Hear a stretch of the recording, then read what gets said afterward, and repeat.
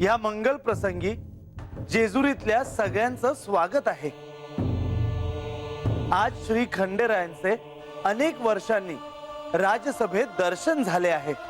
ह्या जेजुरी गडावर, ह्या सिंहासनावर साक्षात श्री मार्तंड भैरव आणि श्री म्हाळसा देवी यांना एकत्र पाहून सगळेच आनंदी झाले आहेत। या दोघांचे दर्शन भविष्यातही असेच घडत राहो ही सदिच्छा। सदानंदाचा एकट एकट एकट एकट एकट एकट एकट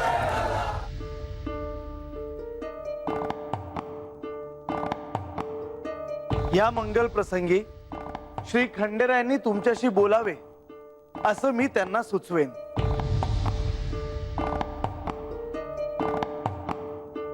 या सिंहासनावर बसून तुमच्याशी बोलताना मला जो आनंद होतो आहे तो मला शब्दात नाही सांगता येणार।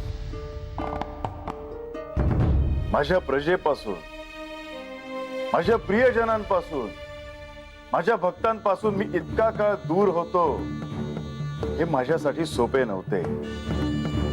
मी इथे जेजुरीत नसलो तरी जेजुरी राजधानी आणि माझ्या समस्त प्रजेवर माझे लक्ष होते। या काळात साम्राज्याची सर्व सूत्रे म्हाळसेकडे होती आणि तिने ती समर्थपणे सांभाळून ती एक उत्कृष्ट संघटक आहे, ती एक उत्कृष्ट प्रशासक आहे हे दाखवून दिले आहे।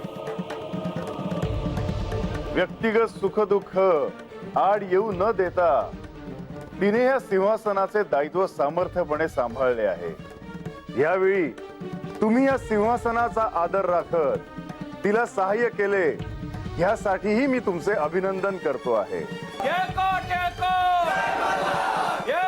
एकट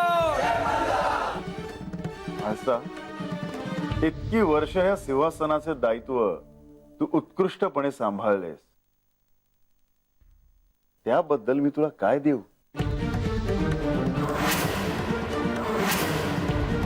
देवा, तुम्ही अशा गोष्टी का करता ज्यात तुम्हीच स्वतः अडकता? आता म्हाळसा देवी जे सांगतील ते तुम्हाला ऐकावं लागेल। तुम्ही माझी इच्छा पूर्ण कराल? तू माग, तुला काय हवं ते। तुम्ही 12 वर्ष मला आणि या जेजुरी गडाला सोडून राहिलात। आता तुम्ही पहिले 12 मास मला आणि या जेजुरी गडाला सोडून कुठेही जाऊ नये।